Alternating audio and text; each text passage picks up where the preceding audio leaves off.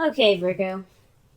The underlying energy here is the Queen of Swords. The Queen of Swords is a Gemini, Libra, Aquarius. However, the energies of this card speaks of someone that is very good at communicating. She cuts through the truth. She doesn't take bullshit, right?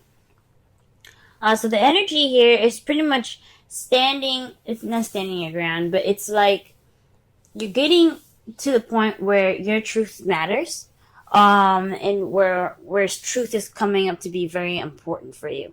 Now, with the Queen of Swords, truth is very important. She only speaks her truth. She doesn't know any other way, any other language other than the truth, than her truth, right? Or other people's truth. She doesn't. She doesn't mess around when it comes to lies and stuff, because when she is lied to, that breaks trust, and you don't have a chance anymore. Like, if you were going to get some help from the Queen of Swords, it would be completely obliterated. So this week is centered around energies of possibly you guys feeling more, very, straight up with stuff, feeling more, feeling more, honesty oriented. Possibly this is a more logical and analytical week for you guys, because things are kind of, you're cutting away at the bullshit this week. This is what it's focusing on. This could be somebody that you're dealing with as an air sign as well. Someone that is, very logical than emotional. But it could very well be you guys, just wanting to get to the truth and only the truth. Now, the heart of the reading, we have the Queen of Swords. The Queen of Swords is someone that is loving, very nurturing, someone that's very intuitive and very in tune to their feelings. They're not very they express it, they feel it, so that's how they are. They express it through their feelings. Communicating it sometimes, that's what this Queen of Swords is all about. She's all about communicating and speaking her truth and saying things, whereas the Queen of Cups, she just acts and she just feels. She doesn't actually act. She just feels those things. She doesn't exactly communicate them. So one thing about the Queen of Cups to remember is that she is all about the feels. She's all about how she feels. She's all about what she is in tune to hearing, which is which is her emotions and her feelings and things. That's why she is very intuitive, and that's why she is a tarot card reader as well. This is the problem circumstance, and is crossed by the Three of Cups. Now, the Three of Cups is all about friendships, communities, support, a network of people. It's a group, right? So this is speaking of possibly, lack of support, maybe. You're not getting that emotional support at this time. The Queen of Cups could also be a male. This is somebody that, all the queens that come up, I like to see it as you guys, male or female. I like to see the queens as you guys, as like, this is something internal, and the kings as external. But it is not always the case. A lot of times, the Queen of Cups could be someone that's a Pisces, Cancer, Scorpio that you're interacting with, and they're not providing enough support for you guys, or you guys are feeling like that partner, right? You guys, like I said before, this could be you guys being very much in touch with your feelings, and you guys are just dealing with a lack of support possibly right now. You're not really centered around friends. You're kind of possibly being swallowed up by a group. You're kind of hidden in the shadows. You're not getting that support, right? So that's going on right now. So you guys are not getting that emotional support at this time. The Queen of Cups is also someone that's very romantic as well. So perhaps there isn't any romantic stability, not romantic stability, but there isn't any kind of romantic support as well. The advice given for you guys this week is the Empress. The Empress is the manifestation card. She's also the motherhood card, because she is the person that takes care. She's the caretaker. She's nurturing. She's very nurturing. She's very patient, like a parent, like a mother would be. I read this for I think it was Aries, but I'm not 100% sure. I read this for another sign, and I said it's time to have patience, as if you're patience with a mother, as if a mother would have patience. There's one thing very prominent about mothers, that they will, they will be patient with their kids, right? I'm not saying to actually be patient, like with with anybody else, but but be patient with yourself if needed. However, with the rest of this reading, I honestly think this isn't talking about patience. This is talking about manifesting. This is talking about creating. It's starting to create. This is a time for you guys to create something, to manifest and begin something. Okay, she isn't about beginning. She's about, like I said before, giving birth to new ideas, to children, to etc. Right? She is the manifester, because she can just make anything she wants to exist happen. She just gives birth to anything, right? So this is telling me that this is your time to manifest, to give birth to new ideas, to give birth to to the support that you guys want, right? Since that is what you're lacking. But this is the time for you to manifest, so do so, right? This is your opportunity. Go ahead and do so. In the past, you guys had the Tower, so something unexpected came and radically changed your world.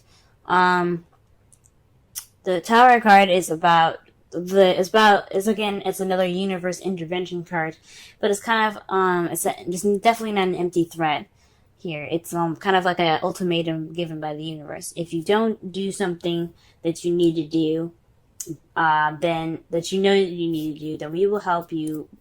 We'll help push you in a situation where you have to do the thing that you're supposed to do.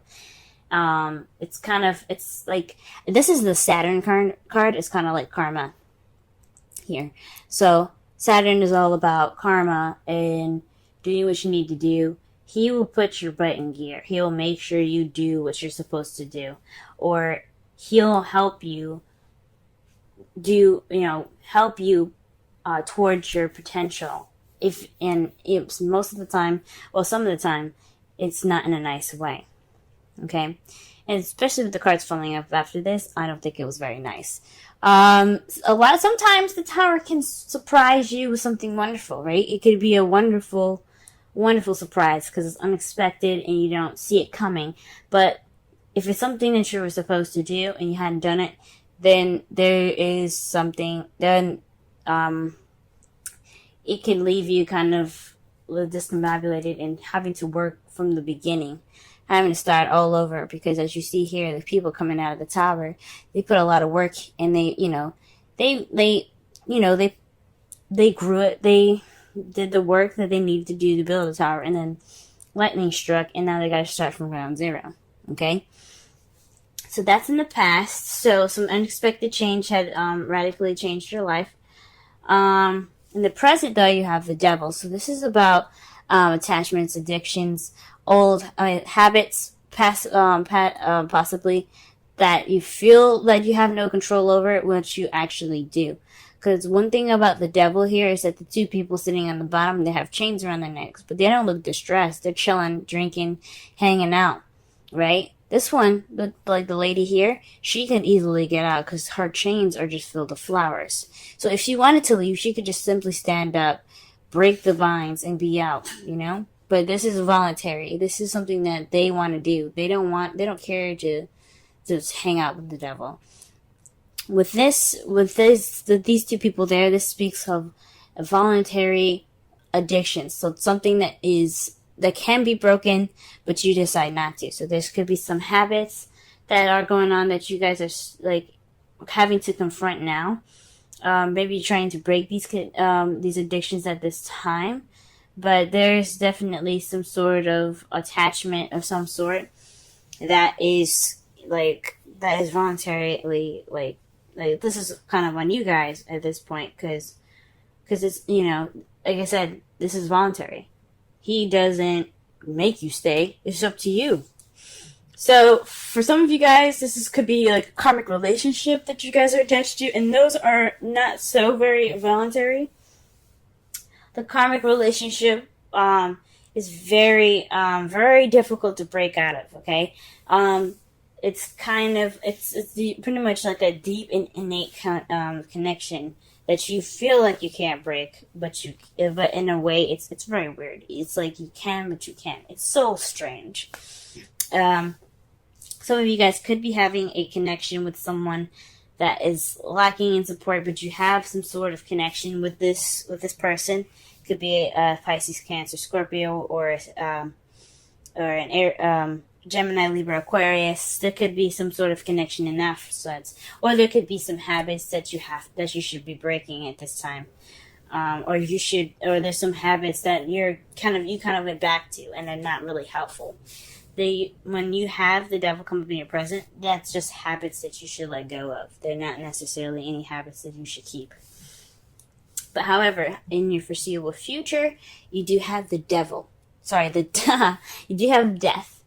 Death is speaking of letting go of the past, like completely, letting it die out, okay?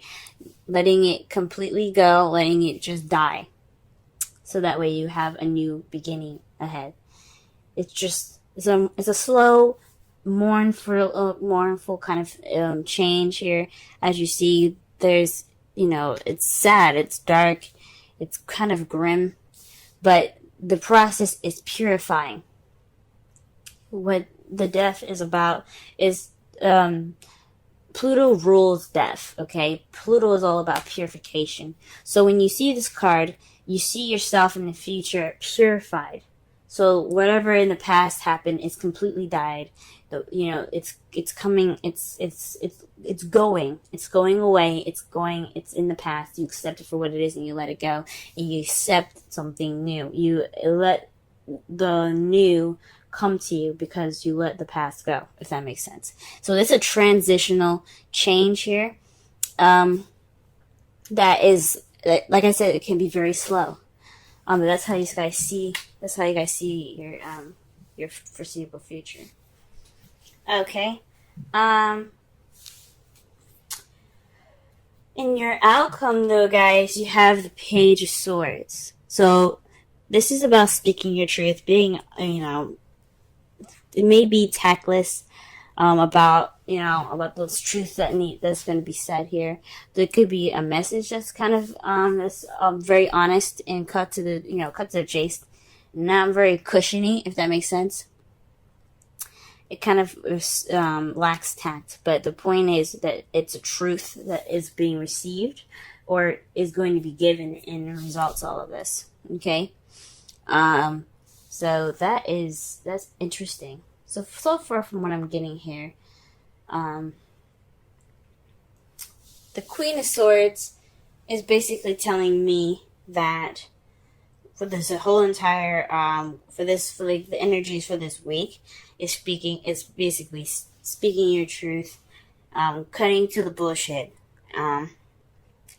It's possibly about being detached and letting and like not feeling, because the Queen of Swords is all about detachment.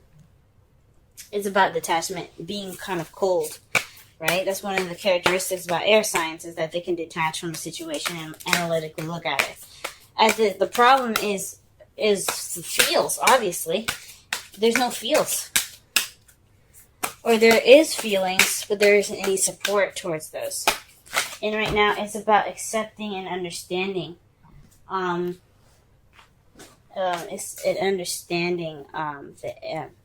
Those feelings, possibly, or being the Empress and being the caretaker, taking care of yourself if this is you and you're single, and taking care of your partner in regards to the feelings.